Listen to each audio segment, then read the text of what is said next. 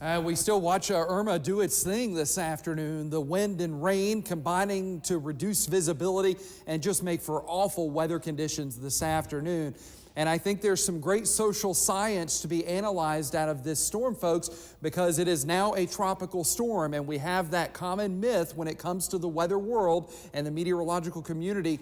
The reaction to these things, oh, it's just a tropical storm. Remember, we learned that in 1994 with Alberto.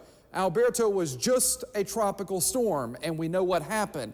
Now we've got Irma in 2017. It's just a tropical storm. And as we've heard in multiple interviews this afternoon, and Raymond and Amir talking about it on the desk, this is going to be a multi-day recovery effort. So again, we really focus and we hone in on hurricane season and these storms when they develop, because this is why, folks, this is real-time evidence of why it's so important to stay on top of these storms. A live look in Macon.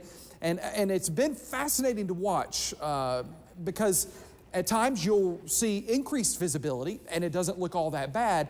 And then just like that, you turn your back and then turn back to this camera, and it's a whiteout almost with rain and wind that seems unsurvivable almost. It's just an incredible shot that you have to keep an eye on and keep glued. It's like boiling water, though. When you go to watch water boil, it never happens when you want it to. But certainly, and these folks that are out and about, they're taking a chance. A lot of the main thoroughfares are okay, but once you get to the back roads, it is really, really hard to get around where you have more of the forested areas and the trees and power lines. And so just a rough go of it. And as we mentioned, what's going to turn into a multi-day recovery effort in Middle Georgia. Let's go to Warner Robins live on the campus of GMC. They seem to be faring okay, but no doubt the trees in the distance and here in the foreground are whipping in the wind. And our final stop in Dublin, where it is not much better.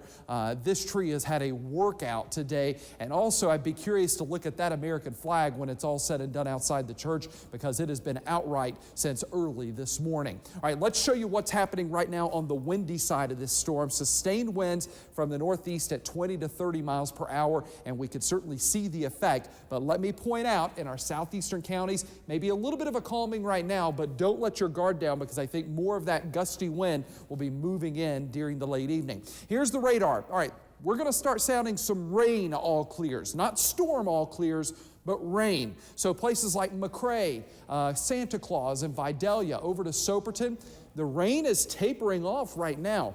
But I don't want you to let your guard down, and I'll show you why in just a moment. Those of you inland, though, you've still got several hours of rain to go with the potential of some severe weather. I can't rule it out, but I will tell you, and we'll use a meteorological term here, this has become more of a stratiform rain in which the rain has settled in and it has really stabilized the area. So far we have had no severe weather, but I can't rule that out as we go into the afternoon and evening hours.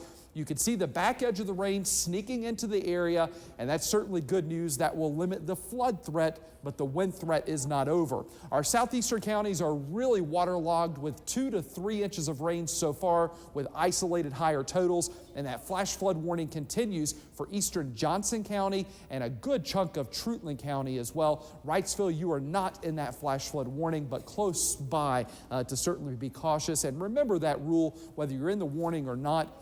Avoid standing water, folks. You just don't know how deep it actually may be. So if you see that standing water, remember that rule, turn around, don't drown.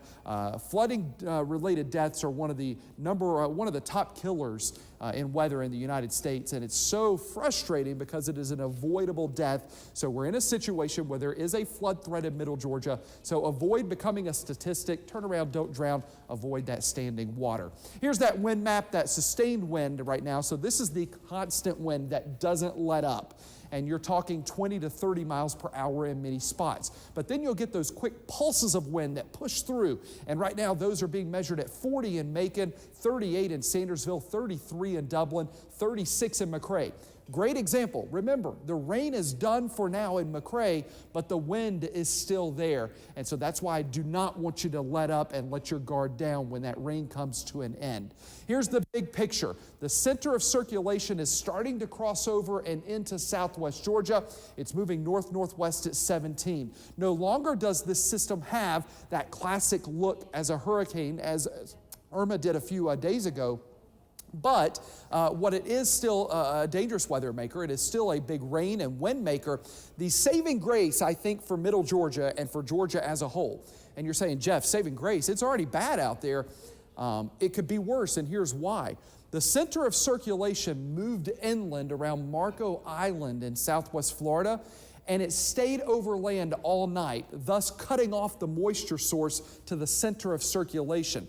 If Irma had shifted 50 or 100 miles west and stayed in the open water, this would have been an even worse situation for Middle Georgia. So we're trying to kind of paint that half glass full view here, where I think we got a break in the path of the storm that it took overnight, but no doubt it's still a rough go of it this afternoon and this evening. Here's that cone of probability, and I stress to you, this cone is not where the impacts stay. It is simply forecasting the center path. But these storms are hundreds of miles across. We're on the right side of the storm, which is that dirty side of the storm. So even though the center stays to our west, we still get the brunt of the impacts, and those will continue through this evening. So as we look at the wind field, and remember I told you the rain is going to taper off, but the wind will not for several hours. The center of circulation just west of Valdosta, headed for Albany, and that's where you'll have the most intense winds. But the potential for winds upwards of 60 miles per hour extend all the way into Middle Georgia right now,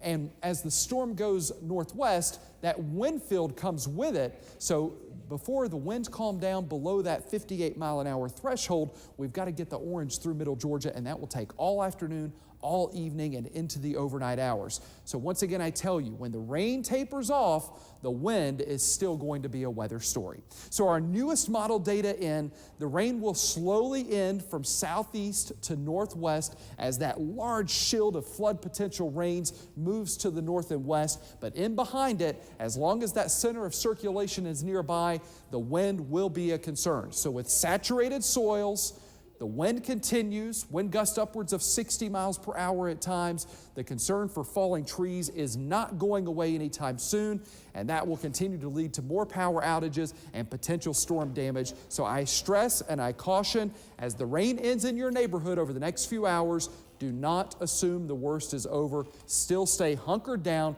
and let's let this thing pass on through. I would argue that for Middle Georgia, the overall impact of the storm being active, we've probably got another 12 hours of that left.